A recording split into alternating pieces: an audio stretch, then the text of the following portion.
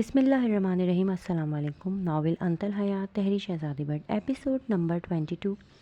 صبا نے dressing room جا کر نائٹی پوری کھول کر دیکھی تو اس کی آنکھیں حیرت سے بڑی ہو گئیں۔ ریڈ سلک گھٹنوں کے اوپر آتی نائٹی، گہرا گلا۔ صبا نے فوراً نائٹی دور اچھال دی۔ استغفر اللہ، کتنے بدتمیز و بے باک ہیں یہ، میں نہیں پہن رہی یہ فضول لباس۔ صبا بڑبڑا کر شیشے کے سامنے کھڑی ہو کر اپنی جویلری اتارنے لگی۔ 8 منٹ ہو گئے، اگر 2 منٹ تک تم باہر نہیں آئی تو میں دوسری چابی سے لاک اوپن کر لوں گا، یوسف خان زادہ نے بیڈ پر بیٹھ کر ہی اونچی آواز میں کہا تو صبا نے خوف سے تھوک نکلا۔ آ رہی ہوں۔ صبا کے منہ سے مشکل سے الفاظ نکلے۔ یا اللہ، اب میں کیا کروں، یہ پہلے ہی مجھ سے خفا ہیں، اگر ان کی بات نہیں مانی تو مزید ناراض ہو جائیں گے۔ صبا پریشانی سے ادھر ادھر ٹہلنے لگی، پھر اس نے تھک کر گہرا سانس لیتے فیصلہ کیا وہ نائٹی پہن لیتی ہے۔ اس نے آگے بڑھ کر زمین پر گری نائٹی اٹھائی اور خود کو ریلیکس کرتے نائٹی پہننے لگی۔ 10 منٹ ہو چکے ہیں، تم باہر آ رہی ہو یا نہیں؟ یوسف خان زادہ کی تیز آواز کمرے میں گونجی تو صبا کا دل زور سے دھڑکنے لگا۔ اس نے کانپتے ہاتھوں سے دروازے کا لاک گھما کر دروازہ کھولا اور زور سے آنکھیں میچ لی۔ یوسف خان زادہ نے دروازہ کھلنے کی آواز پر سر اٹھا کر سامنے دیکھا تو اس کے ہوش اڑ گئے۔ صبا کا دودھیا سرابا سرخ رنگ کی نائٹی میں غضب ڈھا رہا تھا۔ یوسف خان زادہ کی آنکھیں کھلی کی کھلی رہ گئیں۔ اس کا دل چاہا ابھی اور اسی وقت صبا اور خود کے بیچ سارے پردے گرا دے، پھر اس کی انا اسے روکنے لگی۔ صبا ابھی بھی آنکھیں میچے کھڑی تھی۔ میں خود چل کر تمہارے پاس نہیں آ سکتا، اس لیے تمہیں میرے پاس آنا ہوگا، یوسف خان زادہ نے حکمیہ لہجے میں کہا تو صبا نے آنکھیں کھول کر یوسف خان زادہ کی طرف دیکھا جو بے باک نظروں سے اسے اوپر سے نیچے تک دیکھ رہا تھا۔ صبا شرم سے لال ٹماٹر ہو گئی۔ آؤ، یوسف خان زادہ نے ماتھے پر بل ڈال کر کہا تو صبا چھوٹے چھوٹے قدم اٹھاتی یوسف خان زادہ کے پاس جا کر کھڑی ہو گئی۔ یوسف خان زادہ نے اس کا ہاتھ پکڑ کر اسے اپنے پاس بیڈ پر بٹھایا۔ بہت پیاری لگ رہی ہے، یوسف خان زادہ نے صبا کے چہرے پر آئے بال کان کے پیچھے کرتے گمبھیر آواز میں کہا تو صبا شرم سے سر جھکا گئی۔ یوسف خان زادہ نے صبا کی بحران ٹانگ پر ہاتھ رکھا تو صبا کا جسم ہولے ہولے لڑکنے لگا۔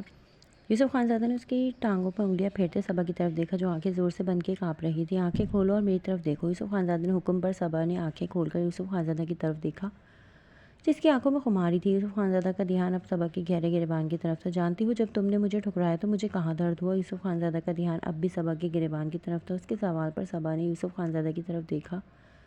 یہاں، یوسف خان زادہ نے صبا کے دل پر انگلی رکھتے کہا تو صبا کی آنکھوں میں پانی تیرنے لگا۔ یہاں درد ہوا تھا اور بہت درد ہوا تھا، یوسف خان زادہ کی آواز میں کرب تھا۔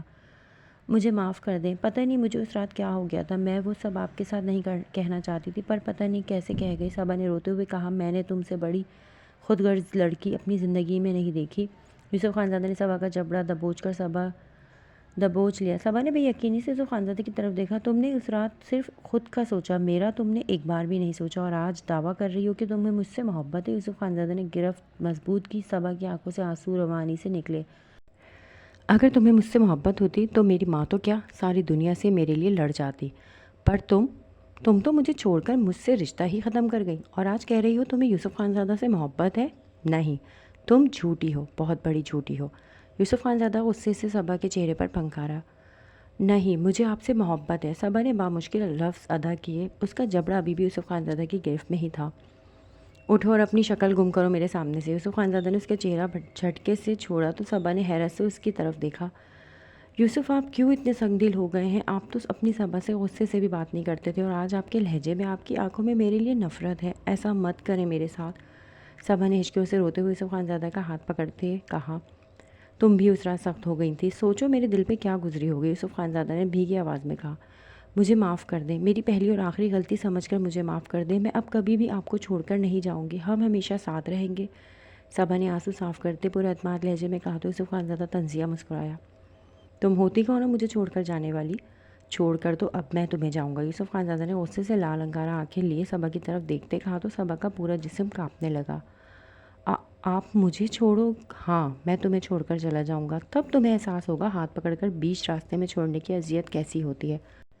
یوسف خان زادہ کا انداز، اس کا لہجہ اتنا سخت تھا کہ صبا کا دل خوف سے کانپ رہا تھا۔ آپ جھوٹ بول رہے ہیں نا، آپ مجھے چھوڑ کر نہیں؟ اٹھو، یوسف خان زادہ نے صبا کی بات کاٹ کر اسے دھکا دیا تو وہ بیڈ سے دور جا گری۔ میں کل بھی اپنی باتوں پر سچا تھا اور آج بھی ہوں، تم نے مجھے میری محبت کو ایک بار ٹھکرایا، میں تمہیں روز ٹھکرا کر اس تکلیف سے آگاہ کروں گا جو تم نے مجھے دی تھی۔ یوسف خان زادہ نے ہلکا سا جھک کر صبا کو بالوں سے پکڑ کر اس کا چہرہ اپنی طرف موڑا۔ میں نے تم سے محبت کی اور تم نے کیا کیا؟ مجھے توڑ دیا۔ آج کی رات سب کے لیے بہت خوبصورت اور یادگار ہوتی ہے، تم یہ لباس پہن کر بھی یوسف خان زادہ کی قربتیں حاصل نہیں کر سکتی۔ یوسف خان زادہ کے دل میں تمہارے لیے بس نفرت ہے، جو وقت کے ساتھ تم پر ظاہر ہوتی رہے گی۔ یوسف خانزادہ صبا کے چہرے کے قریب اپنا چہرہ لے جاتے ایک ایک لفظ چبا کر بول رہا تھا، اور صبا گمسم سی حیرت و بے یقینی کی مورتی بنی یوسف خانزادہ کے منہ سے نکلا ہر لفظ اذیت سے سن رہی تھی۔ مجھے آرام کرنا ہے، تم جا سکتے ہو، یوسف خانزادہ نے کہتے ہی صبا کے بال چھوڑے اور بیڈ کی سائڈ ٹیبل پر پڑا لیمپ آف کر کے سونے لیٹ گیا۔ صبا پتھر کی بنی فرش پر بیٹھی رہ گئی۔ اس نے ایک نظر خود کے سراپے پر ڈالی اور بے آواز رونے لگی۔ اگر حالات نارمل ہوتے تو ابھی وہ اس لباس میں جس قدر حسین لگ رہی تھی، فرش پر بیٹھنے کے بجائے یوسف خانزادہ اسے اپنی باہوں میں سموئے اس پر اپنی شدتیں لٹا کر اسے مکمل کرتا، پر وہ اسے ٹھکرا کر ادھورا اور بے مول کر گیا۔ صبا کا دل کیا وہ چیخے چلائے اور وہ ایسا نہ کر سکی۔ محبت کے سفر میں اس نے یوسف خانزادہ کی محبت کو ٹھکرا کر دشوار راستہ خود چنا تھا، ورنہ یوسف خانزادہ کی آنکھوں میں صبا کے لیے ہم وقت محبت رہتی تھی، جو صبا کو احساس دلاتی تھی کہ وہ یوسف خانزادہ کے لیے بہت اہم ہے۔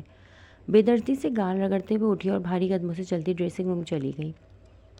آرام دہ لباس پہن کر وہ باہر آئے اور صوفے پر لیٹ کر بے آواز رونے لگی۔ کتنی ہی دیر رونے کے بعد نیند کی وادی اس پر مہربان ہو گئی۔ یوسف خانزادہ کو صبا کے آنسوؤں سے تکلیف تو ہو رہی تھی، پر وہ سخت دل بن گیا تھا جیسے اس رات صبا بنی تھی۔ ایک بار یوسف خانزادہ سے آ کر مان سے لڑتی اور کہتی کہ اس کی موم نے اس کا دل دکھایا ہے، یوسف خانزادہ سب ٹھیک کر دیتا، پر وہ تو منگنی کی انگوٹھی اتار کے یوسف خانزادہ کو جتانے گئی کہ اسے محبت سے زیادہ اپنی انا عزیز ہے۔ بالاش خانزادہ نے روپ کو دھکا دیا تو روپ نے بے یقینی سے بالاش خانزادہ کی طرف دیکھا، جو سر اوپر کر کے گہرا سانس لیتے غصہ ضبط کرنے کی کوشش کر رہا تھا۔ آپ نے مجھے جانے کا بولا، مجھے دھکا دیا؟ روپ نے حیرت و بے یقینی سے آنسو بہاتے کہا۔ نہیں میری جان، میں تو تم سے ایک پل دور نہیں رہ سکتا۔ بالاش خانزادہ کو فوراً اپنی غلطی کا احساس ہوا۔